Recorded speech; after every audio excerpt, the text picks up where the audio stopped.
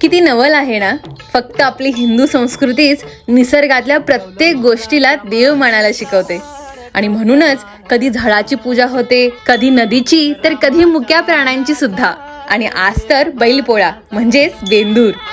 जो बैल वर्षभर उन्हा पावसात आपल्या शेतात राबतो. आपली शेती, आपलं पोट त्याच्यावर तर चाललेलं असतं. हल्ली ट्रॅक्टर आले, पण जुन्या काळामध्ये बैलावरच शेती अवलंबून होते. त्याच्या उपकारातून उत्तीर्ण होण्यासाठी बैलपोळा हा सण भारतीय संस्कृतीमध्ये केला जातो. आणि म्हणूनच या दिवशी त्याला गरम पाण्याने आंघोळ घालतात, शरीराला हळद तेल लावतात, झुलं गोंडे घंटा लावून त्याला सुंदर सजवलं देखील जातं. आणि सर्वात खास गोष्ट, त्याच्यासाठी बनतो नैवेद्य. हरभऱ्याची डाळ, कटबोळी आणि हो, देवाला जसं पुरणपोळीचं नैवेद्य दाखवतो तसंच आपण बैलाला सुद्धा दाखवतो बरं का. आणि मग रात्री गावातून बैलाची मिरवणूक निघते आणि संपूर्ण गाव त्याच्या मागे, अगदी एखाद्या राजासारखं.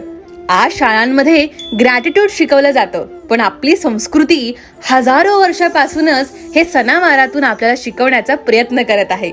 आणि हो, बेंदूर आणि बैलपोळा एकाच सणाला दोन नावं का दिली असतील हे तुम्ही कमेंटमध्ये नक्की वाचा. आणि असेच आपले मराठी सण आणि परंपरा जाणून घेण्यासाठी तुम्ही वेडिंग गर्लला फॉलो तर नक्कीच केला असाल.